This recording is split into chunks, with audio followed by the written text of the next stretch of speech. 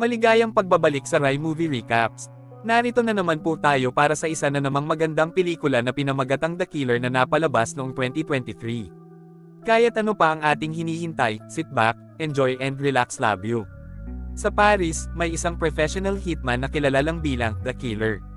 Ilang oras siyang nakaupo sa lumang kwarto habang nakatingin sa bintana, hinihintay ang target niya na lumabas sa hotel sa kabilang kalsada. Umaalis lang siya sa upuan para uminom ng tubig at mag-exercise. Isang hapon, lumabas ang killer para bumili ng pagkain. Nagpanggap siyang German tourist dahil madalas iwasan ng mga French ang mga ganoong tao. Pagkatapos siguraduhin na nandun pa rin ang scooter niya, bumili siya ng pagkain sa McDonald's at tinawagan ang handler niyang si Eddie.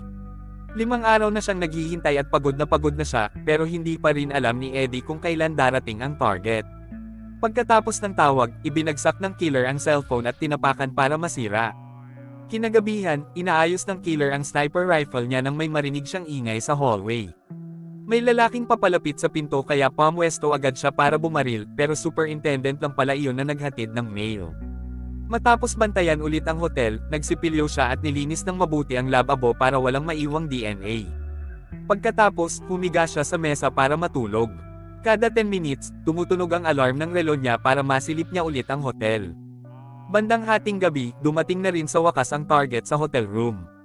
Gamaan ang pakiramdam ng killer kaya agad niyang inihanda ang baril at inayos ang mesa bilang support. Nagpatugtog din siya ng music sa MP3 player niya, nag-eye drops, at binantayan ang tibok ng puso niya. Sa hotel, may babaeng entertainer na sumasayaw para sa target.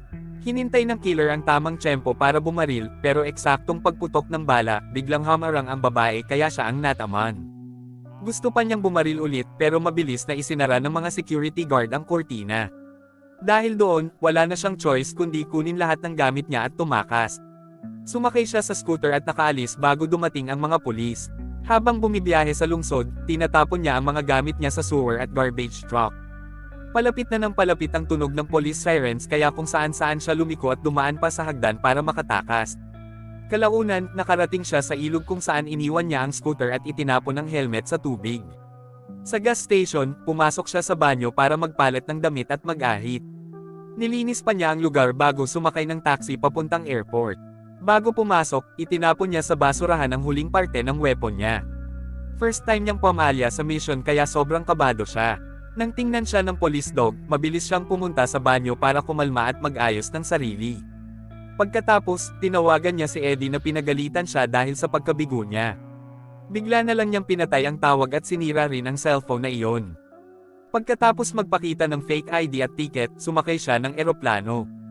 Habang naghihintay ng take-off, may napansin siyang kainahinalang lalaki sa malapit. Paglapag niya sa susunod na airport, bumili agad siya ng bagong ticket gamit ang ibang identity. Nagulat siya nang makita na nandun pa rin ang suspicious na lalaki, kaya ipinagpaliban niya ang flight hanggang kinabukasan. Sa hotel, kumuha siya ng kwarto at umorder ng pagkain. Pagkatapos, naglagay siya ng baso at takip sa pinto bilang trap laban sa posibleng papasok. Kumuha rin siya ng kutsilyo at inilagay sa mesa katabi ng inuupuan niyang reading chair habang nagpupuyat buong gabi. Kinabukasan, lumipad siya papuntang Dominican Republic at nagmaneho ng jeep papunta sa tagwan niya sa gitna ng gubat. Pagdating niya sa bakod, nagulat siya nang makakita ng footprints at upos ng sigarilyo. Agad niyang kinuha ang baril at tumalon sa bakod habang tumatakbo papunta sa bahay. Habang papalapit, mas marami pa siyang nakitang bakas ng paa. Malakas ang tugtog sa loob ng bahay pero mukhang walang ginalaw. Pagpatay niya ng music, chinek niya ang kusina at nakita ang mga kutsilyo sa sahig katabi ng dugo. Dali-dali niyang hinalughog ang bahay hanggang makita niya ang basag na salamin sa banyo at mas marami pang dugo sa dingding. May basag din na bintana na may dugo sa salamin. Tumawag muna ang killer bago umalis ng bahay. Ilang minuto lang, dumating siya sa ospital para tingnan ang girlfriend niyang si Magdala na walang malay. Sinabi ng kapatid nitong si Marquez na may lalaki at babaeng assassin na pumasok sa bahay para pahirapan at interogahin si Magdala. Lumaban si Magdala at nasaksak pa niya sa binti ang lalaking attacker bago tumakas sa pamamagitan ng pagdaan sa bintana. Nakatakas naman ang dalawang assassin gamit ang taxi. Naniniwala si Marquez na ang totoong target ng mga assassin ay ang killer, at gusto nilang patahimikin si Magdala dahil witness siya. Siniguro ng killer kay Marquez na hindi na iyon mauulit. Pagkaraan ng ilang oras, sinabi ng doktor na ililipat si Magdala sa private hospital gaya ng request niya. Susubukan sana ng killer na magbigay ng tip, pero umalis agad ang doktor. Biglang nagising si Magdala at sinabi agad na wala siyang sinabi sa mga umatake sa kanya. Pag-uwi sa bahay, naghukay ang killer sa hardin at inilabas ang nakatagong safe na puno ng mga armas. Nilagay niya lahat kasama ng fake IDs niya bago sumakay sa jeep at ikutin ang lungsod para hanapin ang taxi na sinabi ni Marquez. Matapos ang ilang oras na paghahanap, wala pa rin siyang lead. Kinagabihan, pumunta siya sa taxi company at tinakot ang manager para ma-access ang system nila. Doon niya nalaman na isang lalaking nagngangalang Leo ang naghatid sa dalawang assassin papunta sa bahay niya. Kumuha ang killer ng pera sa kahon at pinagkakalat ang ilang gamit para magmukhang robbery bago itali ang manager sa sahig. Kinabukasan, naghintay siya sa labas ng taxi company hanggang makita niyang lumabas si Leo gamit ang taxi nito. Sinundan niya ito hanggang downtown. Nagpanggap siyang tourist at sumakay sa taxi ni Leo. Habang bumibiyahe, bigla niyang inilabas ang baril at sinabing magpatuloy lang sa pagmamaneho. Inabot ni Leo ang wallet niya dahil akala niya hold up iyon, pero ang gusto lang malaman ng killer ay tungkol sa dalawang assassin. Takot na umamin si Leo na kakaiba raw ang itsura ng dalawa, pero isinakay niya pa rin dahil kailangan niya ng pera. Napansin pa niyang duguan ang binti ng lalaki, pero ayaw nilang pumunta sa ospital kaya hinatid niya na lang sila sa airport. Pagdating sa abandonadong lugar sa ilalim ng tulay, pinahinto ng killer ang taxi at dinaril si Leo sa ulo. Pagkatapos noon, lumipad ang killer papuntang New Orleans. Doon, nagrente siya ng van at dumiretso sa storage unit niya. Kumuha siya ng mas maraming fake IDs at baril mula sa isang kahon. Nagpalit din siya ng bagong plaka para sa van bago pumunta sa hardware store para bumili ng mga tools. Pagdating sa lungsod, nagpanggap siyang contract cleaner. Nakapasok siya sa isang mamahaling building nang buksan nila ang pinto para sa mailman. Sabay silang sumakay ng elevator. Pagdating sa taas, nagkunwari muna siyang umiinom ng tubig sa fountain para magpalipas ng oras. Hindi na isara ng maayos ng mailman ang pinto, kaya nang makaalis ito, mabilis na pumasok ang killer sa opisina. Sa loob, natakot ng sobra ang secretary ni Eddie na si Dolores nang makita siyang may hawak na baril. Kinuha ng killer ang computer at cellphone niya bago siya piliting. Samahan papunta sa opisina ni Eddie. Pinatali ni Dolores si Eddie sa upuan bago pumunta sa banyo at itali ang sariling braso sa lababo. Pagkatapos, isinara ng killer ang pinto at tinanong si Eddie kung sino ang dalawang assassin na umatake sa bahay niya. Ipinaliwanag ni Eddie na napilitan siyang gumawa ng deal sa isang makapangyarihang client para matakpan ang failed mission. Pero hindi niya inaasahan na babalik pa ang killer sa bahay niya. Gamit ang nail gun, sinira ng killer ang mga computer ni na Eddie at Dolores. Paulit-ulit namang sinasabi ni Eddie na tumakas na lang siya at magtago sa ibang bansa. Pero hindi tumigil ang killer sa pagtatanong tungkol sa mga assassin. Dahil ayaw magsalita ni Eddie, tinusok niya ito sa dibdib gamit ang 3 nails. Pagkatapos, tumawag ang killer sa 911 at iniwan ang cellphone sa mesa. Sinubukan ni Eddie na abutin ang phone, pero nahulog lang siya sa sahig. Nilagyan pa ng killer ng dyaryo ang ilalim ng ulo niya. Ilang segundo lang ang lumipas, namatay si Eddie. Pagkatapos noon, pinuntahan ng killer si Dolores na uminom ng gamot ni Eddie para kumalma. Handa raw siyang ibigay ang mga pangalan na kailangan ng killer, pero may kapalit iyon. Gusto niyang mamatay sa paraang hindi kaina-hinala para makuha ng mga anak niya ang insurance money. Bilang isang killer, dapat wala siyang awa dahil weakness iyon. Pero sa pagkakataong iyon, pinalaya niya si Dolores. Paglabas ni Dolores mula sa banyo, nawalan siya ng malay nang makita ang bangkay ni Eddie. Pagkatapos, itinapon ng killer ang katawan ni Eddie at mga computer sa malaking basurahan bago sila sumakay ni Dolores sa elevator. Sa susunod na floor, may tenant na sumakay at nagbiro pa tungkol sa bangkay sa basurahan. Napatawa si Dolores, pero halatang kabalang iyon. Pagkatapos noon, dinala ng killer si Dolores sa bahay nito at iniwan muna siyang nakatali sa van habang pumapasok siya sa loob. Sumisigaw si Dolores at pilit kumagawala pero wala siyang magawa. Binuksan ng killer ang garage at itinago ang van sa loob bago sila pumunta sa office ni Dolores. Tinuruan siya ni Dolores kung paano gamitin ang address book niya. Dahil doon, nahanap ng killer ang mission cards na may impormasyon tungkol sa dalawang assassin at sa client na nagbayad para sa failed mission. Pagkatapos noon, binali ng killer ang leeg ni Dolores at itinulak siya pababa ng hagdan para magmukhang aksidente ang pagkamatay niya. Sa storage unit, sinunog niya ang bangkay ni Eddie. Kalaunan, sumakay siya ng ferry at itinapon ang abo ni Eddie sa dagat. Matapos magpalipis ng gabi sa motel, nilinis ng killer ang van at nagpalit ulit ng plaka. Ilang oras siyang bumiyahe hanggang makarating sa Florida. Iniwan niya ang van at nagrente ng kotse bago pumunta sa bahay ng lalaking asasin. Nakilala niya agad ang target dahil ito ay pile at hirap maglakad. Pagkatapos bumili ng groceries, naghintay siya sa loob ng kotse malapit sa bahay. Maya-maya, lumabas ang asasin kasama ang ilang kaibigan at umalis gamit ang truck. Agad silang sinundan ng killer. Pagdating sa lungsod, huminto ang truck sa tapat ng club at pumasok ang grupo sa loob. Bumalik naman ang killer sa bahay at naghintay hanggang makauwi ang target. Nang makapasok na ang lalaki sa bahay, lumapit ang killer sa bakod pero may asong biglang tumahol sa kanya. Naghagis siya ng pagkain na may halong pampatulog at kinain naman agad iyon ng aso. Sakto namang tinawag ng amo ang aso. Pagkatapos maghintay ng ilang minuto para yumapekto ang gamot, umakyat ang killer sa gate at palihim na gumalaw sa paligid ng bahay. Sa malapit, mahimbing nang natutulog ang aso. Pumasok ang killer sa bahay at isa-isang chinek ang mga kwarto. Bigla siyang sinugod ng malaking lalaki at naagawan pa siya ng baril. Nagbugbugan ang dalawa at sa gulo ng laban, napunta ang baril sa ilalim ng kama. Ibinato ng brute ang killer palabas ng bintana ng closet bago siya ibagsak sa sahig at paulit-ulit suntukin. Nang lumayo sandali ang brute para kunin ang baril, agad tumayo ang killer pero mabilis siyang sinugod ulit. Nagpatuloy ang matinding laban at ibinato pa siya sa TV. Bumawi ang killer sa pamamagitan ng paghampas ng vase sa ulo ng brute.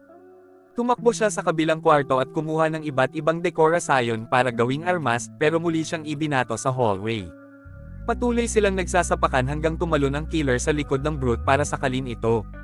Bumangga naman ang brute sa pader para matanggal siya at pagkatapos ay bumagsak pa sila sa sahig. Pagkatapos, sinugod siya ng brute sa ibabaw ng glass table at muling binugbog. Pero nakakuha ang killer ng fire poker at ginamit iyon bilang sandata kaya napaatras ang brute. Hinabol niya ito at hinampes muli bago nagtago sa likod ng couch na itinulak naman ng brute para maipit siya. Nakapwesto na ngayon ang killer kaya tinamaan niya sa binti ang brute at muli itong sinugod. Pero muli siyang ibinato sa mesa.